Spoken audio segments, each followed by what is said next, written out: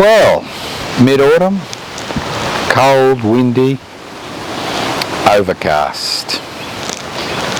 Not just the weather, but regarding many issues.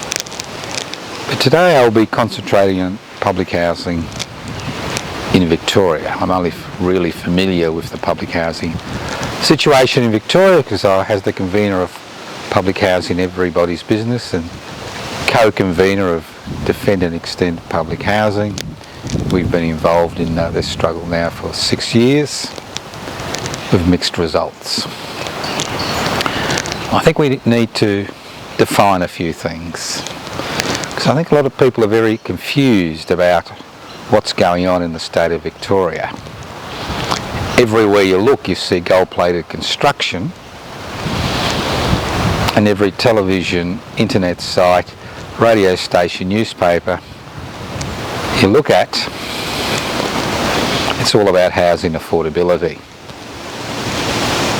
So what's going on? Well, the Victorian State Labor Government is a Labor government in name only. Even its branch structure is non-functioning as the branches were suspended by the federal executive. And although the Andrews Labor government has been re-elected for a third term, the fact is, as far as housing is concerned, it has been a total failure because it is bent. It is travelling along an ideological trail, and that trail is the privatisation of public housing in the state of Victoria. Now obviously, to come out and say we are going to privatise public housing would cause extreme public concern and demonstrations. So this program has been carried out virtually in secret with little public understanding of what's going on. Public housing is publicly owned and publicly managed. It was introduced in Victoria in the late 1940s and early 1950s when returned servicemen and women who'd fought in World War II found themselves camping in the Botanic Gardens and the MCG because there was no housing available for them. And the idea of public housing was to provide housing for people who could not buy a house in the private marketplace. That was his essential idea. It wasn't about providing emergency housing for people who found themselves in emergency situations, but everybody in the state who could not afford to buy into the private housing market. So what's happened in the last 8 years? What we've seen is a concerted effort by the Victorian State Government to privatise public housing. It has done this in a variety of ways. First of all, we've seen confusion regarding the terminology, and terminology is everything in political activities. We have terms like social housing, community housing, affordable housing, inclusive housing, which are bandied around by the government-owned media and the corporate-owned media, bandied about by politicians. And most Victorians and Australians think of those types of housing as public housing. They are not public housing. They are privately owned, privately managed. Some for not-for-profit organisations, other for-profit organisations. Now there is a dwindling stock of public housing, and it's been government policy to let that public housing become dilapidated. It is government policy not to carry out necessary repairs and retain current estates. Now this is happening around Victoria, but I'm going to give you a specific example to highlight the Victorian government big housing build is the biggest con of the 21st century. A few days ago, while on the steps of Parliament House carrying out a vigil for public housing, everybody's business, we were approached by Margaret Kelly. I want you to remember that name, because that name is going to become very familiar to a lot of Victorians over the next few months. Margaret Kelly is 68. She has a number of physical disabilities. She finds it difficult walking, has a carer, and uses a scooter. For the last 2 decades, she has lived with 250 other people in 89 2- and 3-bedroom family units at the Barrack Beacon Estate, public housing estate in Port Melbourne. 18 months ago, after a knock on the door, the residents found that this estate, which had been their home for decades, would be demolished. They would be relocated, and this public land would be given, and that's the key word, given, G-I-V-E-N, to a private developer to build 350 housing, small housing units, mainly 1 bedroom, and 100 of these 350 would be community homes. Think about it.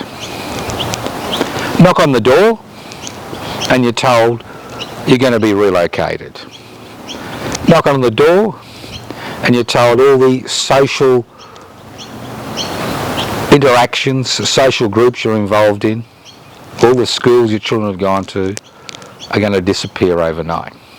And that public land is going to be given away to a private developer to build 350 tiny units, and 100 will be for community housing. So the developer gets 250 units, and a private organisation gets to own and manage the other 100 units. It's almost impossible for many of the current residents to return once the redevelopment has finished, because these are not family orientated units which the Barrack Beacon Estate in Port Melbourne was built to house. So what's Margaret Kelly going to do? Obviously, people are frightened to speak out because these are some of the most vulnerable members of our community, and they, if they speak out, they may find it very difficult to be rehoused. Public housing, community housing, social housing, inclusive housing, affordable housing, or in the private sector. 9 families continue to live on the Barrack Beacon Estate. They've all been given eviction orders. That's right, eviction orders. Most have not been provided with suitable alternative accommodation. And now Margaret Kelly is made of sterner stuff. She refuses to move. She will continue to live on the Barrack Beacon Estate until a number of requests she has made to the Honourable Minister, Mr. Colin Brooks, the Minister for Housing, occur. The first thing she's interested is in a retain, repair and reinvestment philosophy. Instead of giving away public land to private developers and then creating community affordable social inclusive housing, which is privately owned, for a minority of units built on this private land, she wants the Victorian State Government, the Honourable Minister for Housing, Mr Colin Brooks, to look at a retain, repair and reinvestment philosophy, not a philosophy based on the privatisation of what's left of the public housing sector. I mean, this government would like to wash its hands of its responsibility to its citizens while it goes around spending billions of dollars removing railway crossings and digging tunnels. Billions of dollars, tens of billions of dollars, while ignoring basic human necessities like housing. Not just for the most vulnerable, for all those Victorians whose rents have increased by over 20% in the last 12 months, who find themselves in a position because of government policies which have made residential housing an investment bonanza for investors, which means they will never be able to access housing. The thing about housing is it provides stability and security. Security in terms of the relationships people build, security in terms of the community they live in, security in terms of their interactions with their neighbours. Now, the glory days of public housing in Victoria were the 1980s, when the government embarked on a spot purchasing program, purchasing homes around Victoria and adding them to the public housing list. In the 60s they built huge towers, but this brought its own issues, and the spot purchasing program provided excellent way of integrating people on lower incomes with the rest of.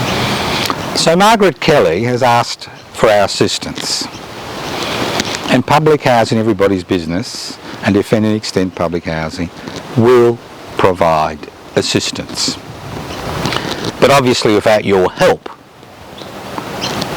there will not be enough momentum to ensure, one, she is not evicted, and two, the Victorian State Government takes the retain, repair and reinvestment philosophy on board and ditches its privatisation of public housing philosophy.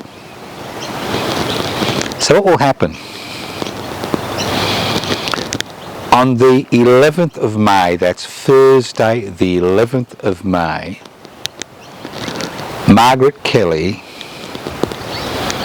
will be giving a media conference on the steps of the Victorian Parliament House at 11:30 a.m.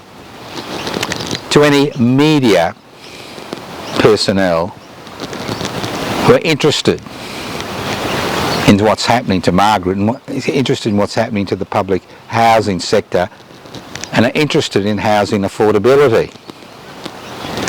I mean, a lot of people throw their hands up in horror, but very few people wish to become involved. That's why we call it Public Housing Everybody's Business. And I'll tell you why it's everybody's business. I think a strong public housing sector introduces competition in the residential property market. As more people are incorporated into public housing, there is less demand for private housing. Prices at the lower end of the market drop, investors leave, rents drop, and more people can access rental accommodation at a reasonable cost and access homes, privately owned homes, at a reasonable cost. At the same time, A strong public housing sector builds social cohesion, improves educational outcomes because children are not moving from school to school every time their rental property lease runs out. And it also improves social cohesion. Now, public housing is based on the principle of tenants paying 25% of their income as rent to the state government. This means that a significant proportion of their income is available to pay bills and for discretionary spending. So a strong public housing sector also is a much needed stimulus to the economy, especially the small business economy. Now, Public Housing Everybody's Business has asked repeatedly that the money which is raised from stamp duty, which is levied by the state government every time you buy a residential property, is quarantined for public housing. If it is quarantined for public housing, and stamp duty revenue will be around $6 billion this financial year, you can house 100,000 Victorians in public housing every year. That's 1 million Victorians in public housing within a decade. Instead of wasting money on digging tunnels and digging holes and removing railway crossings and making the construction industry happy, it's about time the Victorian State Government looked at the issue of housing affordability seriously. Let's get back to Margaret Kelly. The media conference will be on the 11th. We encourage you to come to the Victorian Steps of Parliament House at the media conference will be at 11:30 a.m. on the 11th of May. That's right, 11:30 a.m. Thursday, the 11th of May, on the steps of the Victorian Parliament House. We encourage you to join Margaret Kelly as she explains to any media that may attend and other people who have come to support her what the retain, repair, reinvestment philosophy is. And secondly, Margaret Kelly has made one very simple request, and that is to speak to the Minister for Housing, the Honourable Mr. Colin Brooks. The more people that turn up at 11:30 a.m, the greater the chance we have of forcing the Minister to listen to Margaret Kelly. At midday, we will walk down the road accompanying Margaret Kelly on her scooter down to 50 Lonsdale Street, Melbourne, which is the office of the Ministry of Housing. Mrs. Kelly will enter the building with some friends and ask for an appointment with the Minister. You would think that a housing ministry that is using cruel, degrading, humiliating tactics to remove people from estates they have lived on for decades would at least have the decency to talk to people directly.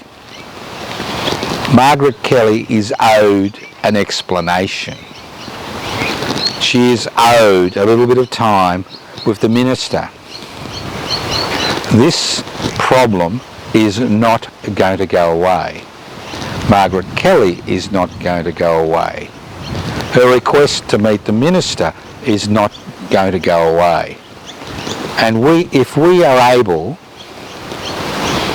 to encourage other Victorians to join us on the 11th of May and every other day that we organise to highlight the plight of Victorians as far as housing affordability is concerned, we have a good chance of changing this government's philosophy. Unfortunately, the opposition is nothing more than a disorganised rabble, consumed with its own internal machinations.